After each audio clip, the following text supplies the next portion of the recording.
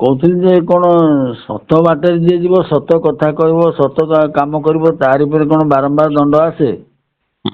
ଗୋଟେ କଥା ଶୁଣ, ଆଜ୍ଞା ସତ ହଉଛି ଦି ପ୍ରକାର। ଆଜ୍ଞା ଗୋଟେ ହଉଛି ଅପ୍ରିୟ ସତ, ଗୋଟେ ହଉଛି ପ୍ରିୟ ସତ। ଆଜ୍ଞା ଅପ୍ରିୟ ସତ ଶୁଣ, ମନେ କରାଯାଉ ଗୋଟେ ମଦୁଆ ମଦ ଖାଉଛି। ଆଜ୍ଞା ଯଦି ମଦ ଖାଉଛି ତମେ ଯଦି କହିବ ତୁ ମଦୁଆଟା ବୋଲିକି ସେ ତମକୁ ଠାଇଁ ଚାପୁଡେ ପକେଇବ। ଆଜ୍ଞା କାହିଁକି? ଏଇଟା ହଉଛି ଅପ୍ରିୟ ସତ। ଅପ୍ରିୟ ସତ କହିଲେ ତମକୁ ଦଣ୍ଡ ମିଳିବ। କାହିଁକିନା ଲୋକଙ୍କ ମତ ବିରୁଦ୍ଧରେ ଯୋଉ ସତ ଯାଏ ସେ ସତଟା ହଉଛି ଅପ୍ରିୟ ସତ, ହେଲା କି? ଆଜ୍ଞା ବାସ୍ତବ ସତ ହଉଛି ଯେ ଯୋଉ ସତ ଦ୍ୱାରା ଲୋକଙ୍କର କ୍ଷତି ହୁଏ ତାକୁ ସତ କୁହାଯାଏନି, ତାକୁ କୁହାଯାଏ ମିଥ୍ୟା। ବୁଝିଲ? ଆଜ୍ଞା ଯୋଉ ସତ୍ୟ ଦ୍ୱାରା ଅନ୍ୟର କ୍ଷତି ହୁଏ ସେ ସତ୍ୟଟା ହଉଛି ସତ୍ୟ ନୁହେଁ, ମିଥ୍ୟା। ଆଉ ଯୋଉ ମିଥ୍ୟା ଦ୍ୱାରା ଅନ୍ୟ ଲୋକର ଉପକାର ହୁଏ, ଜଣଙ୍କର ଜୀବନ ବଞ୍ଚିଯାଏ, ସେଟା ମିଥ୍ୟା ନୁହେଁ, ସେଇଟା ହଉଛି ସତ୍ୟ। ବୁଝିପାରୁଛ? ତେଣୁ ଆଜ୍ଞା ସତ୍ୟ କହିଲେ ଗୋଟିଏ କଥା ହଉଛି ଯାହା ପରର ଉପକାର ନିମିତ୍ତ ଯୋଉ ସତ୍ୟ, ସେ ସତ୍ୟରେ ଦଣ୍ଡ ନଥାଏ। କିନ୍ତୁ ତମେ ଯୋଉ ସତ୍ୟ କଥା କହୁଛ ସେଠି ଅପ୍ରିୟ ସତ କହିଦଉଛ। ଅପ୍ରିୟ ସତ କହିଦେଲା ବେଳକୁ ଦୁଃଖ ଦଣ୍ଡ ମିଳିବ। ତେଣୁ ଅପ୍ରିୟ ସତ ନ କହିକି ସେ ଜାଗାରେ ଆମକୁ କଳି ଯୁଗରେ ଆମକୁ କ'ଣ କରିବା ପାଇଁ ପଡିବ ନା ଆମକୁ ଚାଲାକି ବୁଦ୍ଧି କରିବା ପାଇଁ ପଡିବ। ମଦ ଖାଉଛୁ? ହଁ ଖା, ସେଇଟା ଭାରି ଭଲ। କାହିଁକିନା ସେଠି ମଦଟା ଖରାପ ବୋଲି ତାକୁ କହିଲେ ସେ ତମ ଉପରେ ବିଗିଡିବ। ତେଣୁ ତମକୁ ରୋଲ କରିବା ପାଇଁ ପଡିବ। ଏଇ ସଂସାରରେ ଆମକୁ ରୋଲ କରିବା ପାଇଁ ପଡିବ। ରୋଲ କରିକି ସମସ୍ତଙ୍କୁ ଯଦି ଆମେ ଖୁସିରେ ରଖେଇ ପାରିବା, ଆମେ ଆମ ବାଟରେ ଆମେ ଶାନ୍ତି ପାଇବା। ଆଉ ତମେ ଯେ ସତ୍ୟ ନିୟମକୁ ଧରିକି ସବୁବେଳେ କହିବ ନା ତୁ ସାଲାଟା ମଦୁଆ, ଖାଇଲେ ପାର। ଆଜ୍ଞା ହଁ, ତେଣୁ ତମେ ଯୋଉ ସତ କହୁଛ ସେ ସତ କହିବାରେ ଟିକେ ବ୍ୟତିକ୍ରମ ହେଇଯାଉଛି, ଯୋଉଥିରେ କି ତମେ ଦଣ୍ଡ ପାଉଛ କି ଭୁଲ ବାଟରେ ଯାଉଛ। ତେଣୁ ସେଠି ବୁଦ୍ଧି, ଚାଲାକି ବୁଦ୍ଧି ଖର୍ଚ୍ଚ କରିକିରି ତମେ ଯଦି କହିବ ତାହେଲେ ତମେ ଲୋକଙ୍କ ଠାରୁ ବର୍ତ୍ତିବ। ଆମର ଚୋର ଗୋଟିଏ ଯଦି ଚୋରି କରୁଥାଏ ତାକୁ କହିବ ତମେ ଚୋରି କରନା, ଭଲ ଜିନିଷ ନୁହଁ, ସିଏ ଭଲ ବୁଦ୍ଧି ଶିଖ। ନା, ଏଇ ତାହେଲେ ସେ କଥାଟା ପୁରା ମାଡ ଖାଇବ। ନିଶ୍ଚିତ ମାଡ ଖାଇବ। ତେଣୁ ତାକୁ ଚୋରି କରିବା କରନା ବୋଲିକି କହିବ ନାହିଁ, କି ଚୋରି ଭଲ ନୁହେଁ ବୋଲିକି ବି କହିବନି। କ'ଣ ବୁଝିପାରୁଛ ନା? ତାଙ୍କୁ କିଛି ଆଜ୍ଞା କହିବନି। ତମେ ବାଟରେ ନିରବ ରହିବ, ତାଙ୍କୁ ତମେ ଶିକ୍ଷା ଦିଅ ନା। ତମେ ଗୋଟିଏ କଥା କରିପାରିବ, ହେ ପ୍ରଭୁ ତାର ଏଇ ଚୋରି ପ୍ରବୃତ୍ତିଟାକୁ ତମେ ତାକୁ ନଷ୍ଟ କରିକିରି ତାକୁ ଭଲ ବାଟକୁ ଆଣ। ଏଇଟା କରିପାରିବା ଆମେ। ଲୋକଙ୍କ ପାଖରେ, ଠାକୁରଙ୍କ ପାଖରେ ପ୍ରାର୍ଥନା କରିପାରିବା। ତାଙ୍କୁ ଶିକ୍ଷା ଦବା ନାହିଁ। ଶିକ୍ଷା ଦେଲେ ଆମେ ହେଇଗଲେ କର୍ତ୍ତା। କ'ଣ ବୁଝିପାରିଲେ କି? ଆଜ୍ଞା କର୍ତ୍ତା ହେଲେ ମୁଁ ତମକୁ ଗୋଟେ କଥା କହୁଛି ଶୁଣ।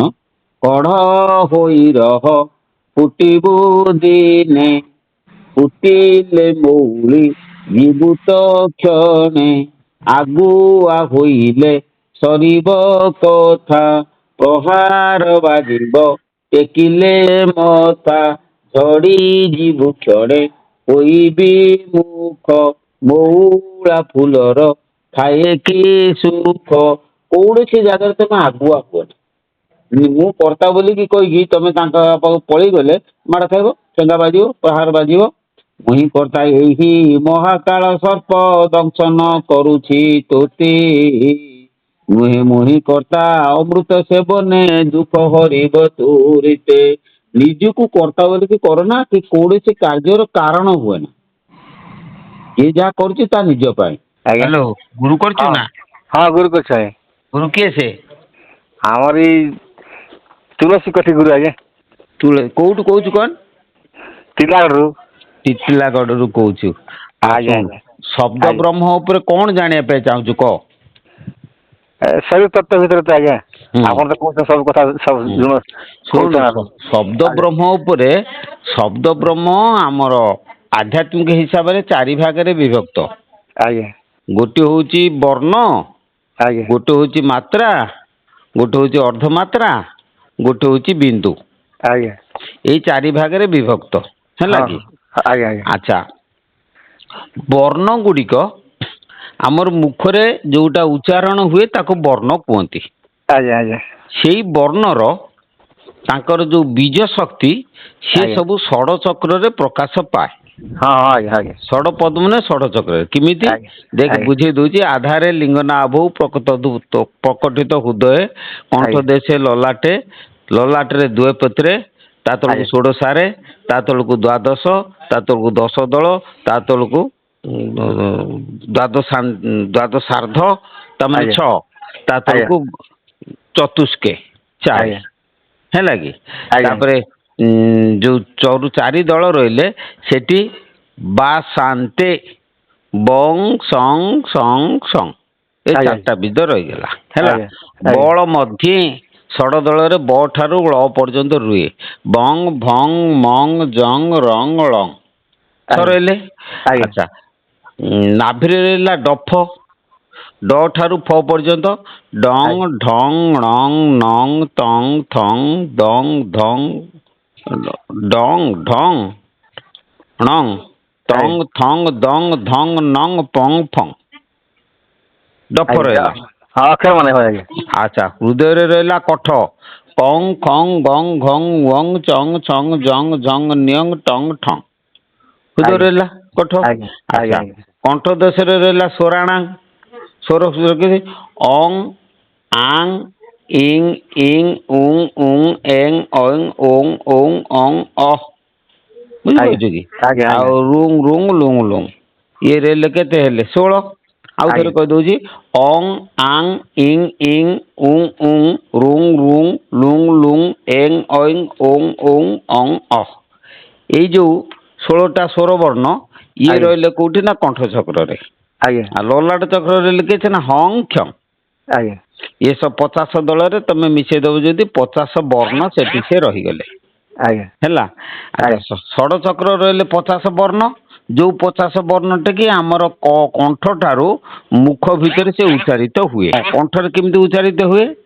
କରେ କ କ ଖ ଗ ଘ ଙ ଆଜ୍ଞା କଣ୍ଠ କଣ୍ଠୀୟ ବର୍ଣ୍ଣ। ତାଲ ଆଜ୍ଞା ବ୍ୟବର୍ଣ୍ଣ ଚ ଛ ଜ ଝ ଞ ବୁଝିଲେ କି।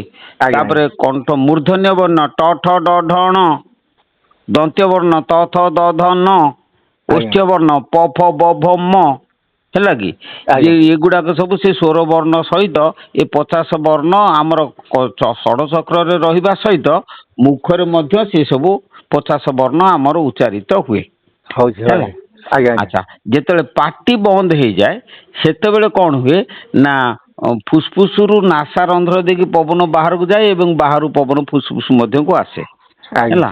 ସେଇ ଆଜ୍ଞା ସମୟରେ କଣ ହୁଏ ନା ଅନାହତ ଚକ୍ର ରହିଲା ଆମର ହୃଦୟରେ, ସେ ଅନାହତ ଚକ୍ରରୁ ବୁଝିପାରିଲେ କି ଆଜ୍ଞା ପ୍ରଣବ ଧ୍ୱନି 12ଟା ମାତ୍ରାରେ ସିଏ ନାସାରେ ଉଚ୍ଚାରିତ ହୁଏ। 12ଟା ମାତ୍ରା କିଏ ସେ ନା ଆମର ଯୋଉ 16ଟା ବର୍ଣ୍ଣ ମୁଁ ସ୍ୱର ବର୍ଣ୍ଣ କହିଲି ସେ ରୁ ରୁ ଲୁ ଲୁ 4ଟାକୁ ଛାଡ଼ିଦେଲେ ଆଉ ଯାହା ରହିଲା ସେଇଟା ଯଦି ପାଟି ବିନା ନାସାରେ ଉଚ୍ଚାରିତ ହୁଏ, ମାନସ ଧ୍ୱନି ଉଚ୍ଚାରିତ ହୁଏ, ତାକୁ କୁହନ୍ତି ମାତ୍ରା।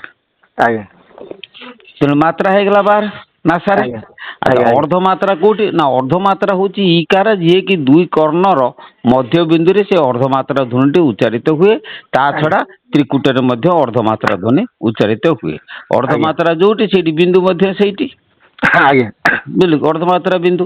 ତେଣୁ ବର୍ଣ୍ଣ ଏଇଭଳି ଭାବରେ 4 ଭାଗରେ ବିଭକ୍ତ ହେଇକି ଆମ ଶରୀ ଭିତରେ ଉଚ୍ଚାରିତ ହଉଛି। ଆଜ୍ଞା ବୁଝିପାରିଲା।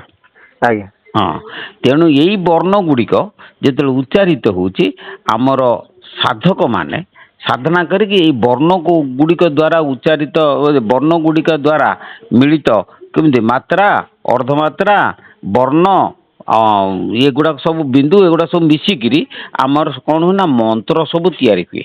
ଆଜ୍ଞା ଯୋଉ ମନ୍ତ୍ରକୁ ଉଚ୍ଚାରଣ କଲେ ଯୋଉ ମନ୍ତ୍ରର ଯୋଉ କାମ।